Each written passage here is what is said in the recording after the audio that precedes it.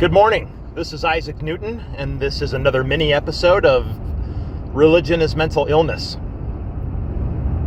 Today I want to talk to you, I want to expand on a subject that I started in a previous episode, talking about ethics and morality. Because I think these are things that we can intelligently define. They're not defined. They're, as we've said, these are contrivances. These are things that humans have created. They're not real. We are animals, and we live by animal nature. But we have a high enough intelligence that if we think logically through this, if we try to define what is beneficial and what is not beneficial, what's going to be good for everyone, and I mean everyone, I think if we can think about these things in an intelligent, rational way, we can really come up with some rules for living, some ways to live our lives that don't revolve around fairy tales and mythology and these stories that were developed surrounding different religions that were most likely contrived because somebody didn't like what somebody else was doing.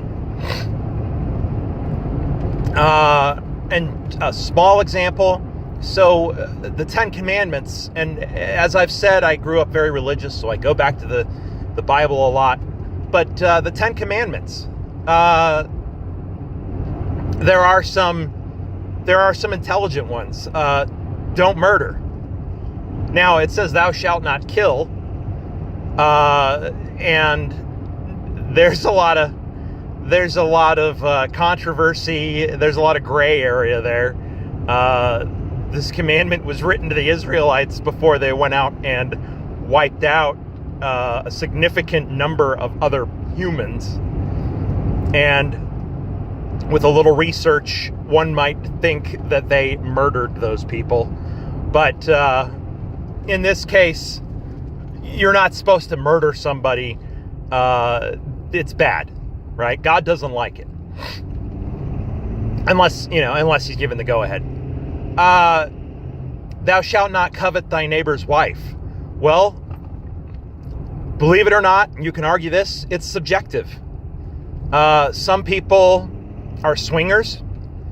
They share their wives, they share their husbands, they have open relationships, they're polyamorous, where they have multiple people in a relationship. And that's slowly becoming a norm. And why not? I'm monogamous with my wife. Let me say that. But I don't care. Does it hurt me if somebody else has multiple relationships? As long as they're not being destructive to the people around them, no. Anyway, so those are the few examples. I'm sure I could find about 1 billion of them. Are probably the most pertinent in our day and age is, prejudice and discrimination against people of color and people with certain gender identities. There is bias against religion. Let me be upfront and honest and say that I am biased against religion, but I believe that my bias is based on logic. It's based on rationality. It is not based on some kind of deep-seated hatred.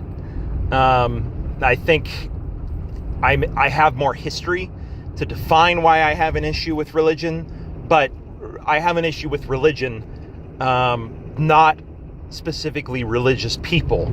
I have an issue with what they believe and the actions that they take based on those, religious principles that are destructive and non-productive, that are destroying our humanity, that are still holding us back from really thriving as a race. I mean, We honestly, folks, we honestly have all of the technology, all of the research that has been done that we need to become an advanced species far beyond what we are now. But our number one setback is religion.